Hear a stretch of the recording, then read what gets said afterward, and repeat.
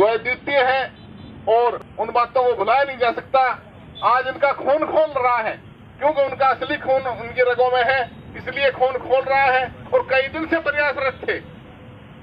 ये राजनीति करने के लिए यहाँ नहीं आए, यहाँ सब किसान की हैसियत से आए हैं और कोई भी किसान पहले है, राजनीति बाद में है। चिरंजीवी राव किसान पहले है, राजनेता बाद में है। किसान का बेटा किसी भी क्षेत्र में आगे जाता है तो किसान के लिए करने की उसकी संवेदना रहती है। उसी कड़ी में आए हैं भाई अर्जुन जी। मैं अर्जुन जी से आग्रह करूंगा कि अर्जुन जी आए और अपनी बात कहें। भाई अर्जुन जी।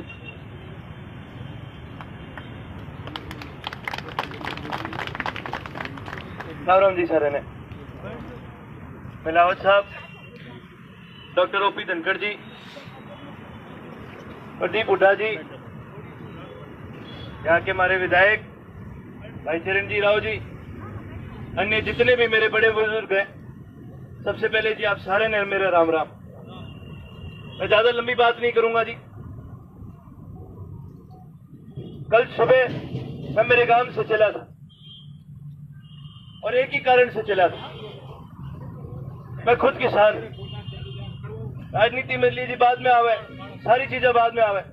मैं मेरे गांव में रह के खुद मेरी खेती संभालता और आपके बीच आया हूं। कोई राजनीति करने नहीं आया, मैं मेरा फर्ज अदा करने आया हूं, मेरा धर्म निभाने आया हूं। मैं तो एक ही बात कहूंगा, जब ये काले कानून बने थे, जब ये अध्यादेश आए थे, तब भी सब जगह नारा लगा था किसानों का कि भाई ये काले कानून ये गलत है। और जो ये सरकार बार बार कहती है भाई किसानों को गुमराह करा जा रहा है, तो प्रेस के साथी के माध्यम से मैं उनको ये बता दूं, एक बार देख लो सारे की जेब में जो स्मार्टफोन ना लाते, तो एक बार देख लो सारे की जेब में जो यूट्यूब देखने वाले, फेसबुक चलाने वाले, व्हाट्सएप चलाने वाले ना लाते, तो किसान अनपढ़ नहीं है, किसान घना पढ़ा लिखा है और किसान ने हिंदी बड़ी अच्छी तरह पढ़नी आवे, किसान ने अंग्रेजी भी पढ़नी आवे। एक एक किसान को इस काले कानून के बारे में अच्छी तरह से पूरी जानकारी है। तो जब तोमर साहब कहते हैं, जब एमपी कहते हैं किसान को गुमराह करा जा रहा है, तो ये तो धाम करने की कोशिश करो हमने गुमराह। किसान इस देश का घना ही पढ़ा लिखा है, उसमें हर चीज का पूरा ज्ञान है।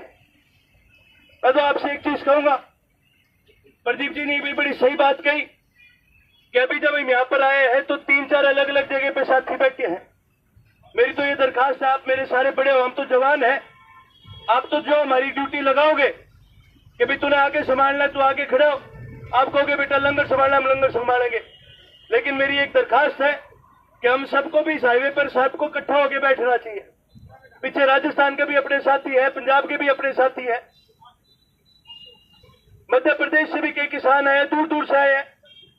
उनके साथ बैठकर यहाँ पर इस हाईवे के लिए सभी साथियों को मिलकर एक रणनीति बनानी चाहिए।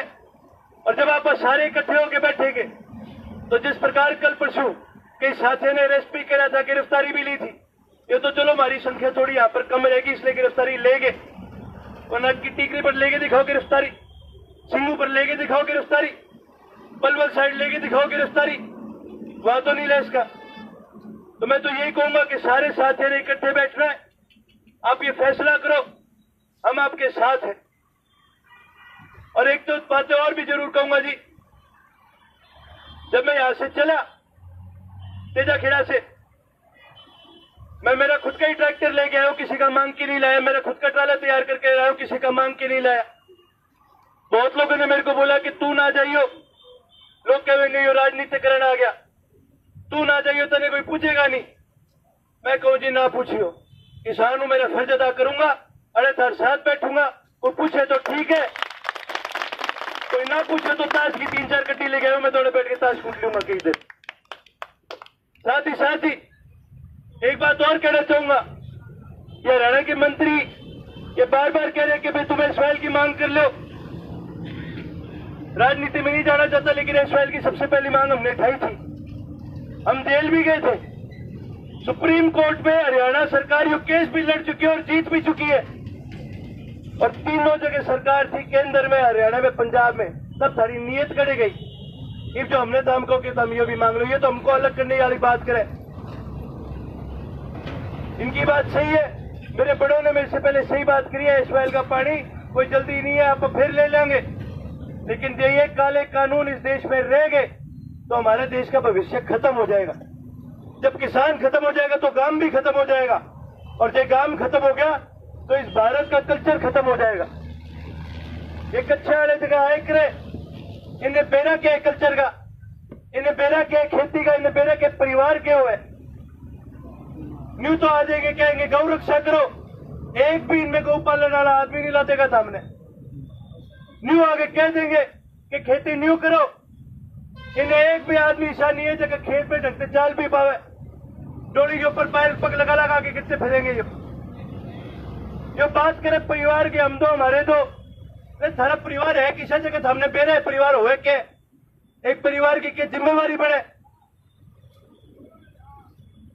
ये तो ऐसे लोग हैं जो कड़ी न कड़ी अपने स्वार्थ में, अपनी सोच में इस देश को खत्म करने का काम करेंगे।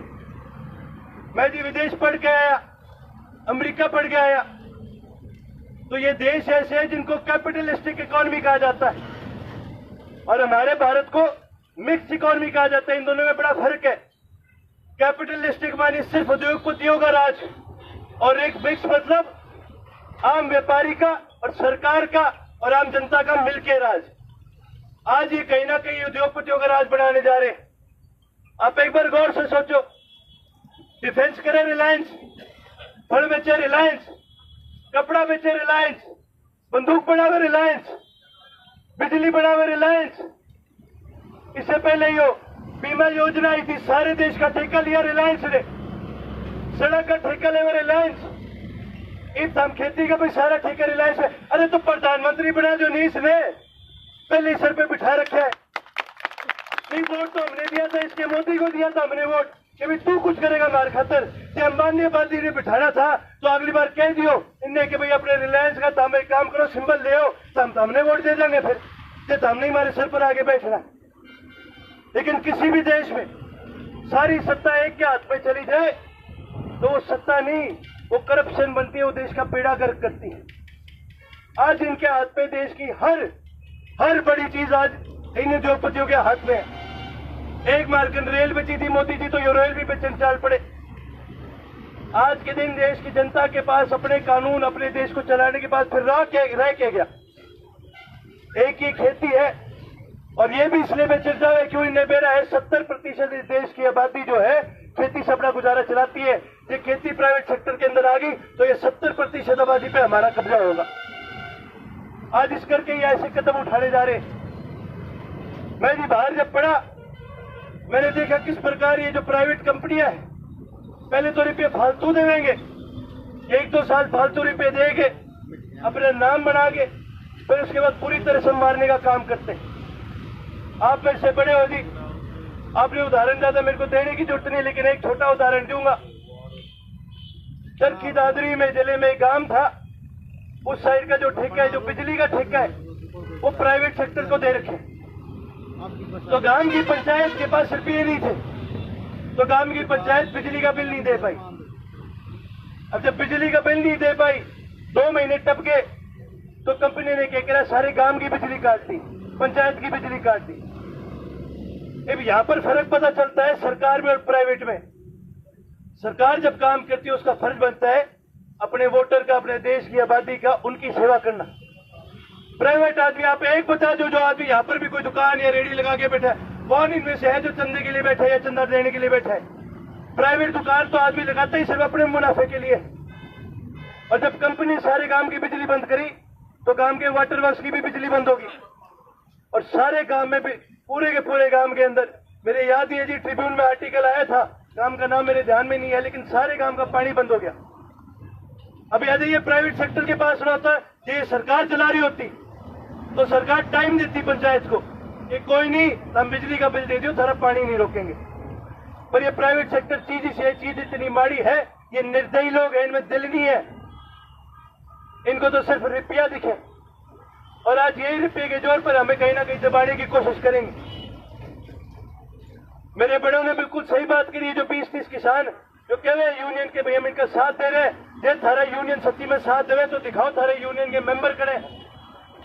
4 आदमी जो एक मंत्री से मिलने वो यूनियन नहीं बनता, वो 4 ही आदमी रहेंगे। अब सभी ने मेरे को यहाँ आपके बीच मौका दिया, तहे दिल से जी बहुत बहुत धन्यवाद। जहां पर आप मेरी ड्यूटी लगाओगे, जो आप हमें आदेश दोगे, हम करने का काम करेंगे। साथ ही एक चीज और भी मैं कहना चाहूंगा, मैं अकेला नहीं आया, मेरे साथ कई हमारे साथी भी आए और हम राशन पानी भी लेके आए हैं, लंगर भी लगाने का काम करेंगे। आज लंगर भी लग जाएगा। कोई भी साथी कोई भी पानी की खाने की कोई भी कमी आपको महसूस नहीं होने देंगे। कोई भी हमारे लायक सेवा हो, आपका बेटा हो, आपका बालक हो, कोई भी बात हो तो आप जरूर मेरे को याद करिए। जी मैडम आपके बीच बहुत बहुत धन्यवाद जी। जाने से पहले एक अनुरोध है, सारे मेरे साथ नारा जरूर लगाए, किसान एकता जिंदाबाद, किसान एकता जिंदाबाद, किसान एकता जिंदाबाद। एक नारा और लगाई होता कि हरियाणा वाले नेता ने भी एक बार मेरा पड़ जाए। ये जो एसवाइल का नारा लगाया उन्होंने भी बता दिया। आप मेरे साथ जिंदाबाद का नारा जरूर लगाइयो। पंजाब हरियाणा भाईचारा जिंदाबाद, जिंदाबाद, जिंदाबाद। पंजाब हरियाणा भाईचारा जिंदाबाद, जिंदाबाद, जिंदाबाद। पंजाब हरियाणा भाईचारा जिंदाबाद, जिंदाबाद, जिंदाबाद। बहुत बहुत धन्यवाद जी। राम राम जी। भाई महाभारत में अर्जुन का किसा रोल था? अरे अर्जुन का ऐसा ना रोल है कि अर्जुन जी उसी रूप में आए आपके बीच में। आज ये आप सब में परमात्मा का वास है। भाई चिरंजीव राव जी आए हैं यहाँ और युवा हैं, डट करके सरकार का मुकाबला करने में तुल्य वहाँ विधानसभा में बात कहते हैं और इस आंदोलन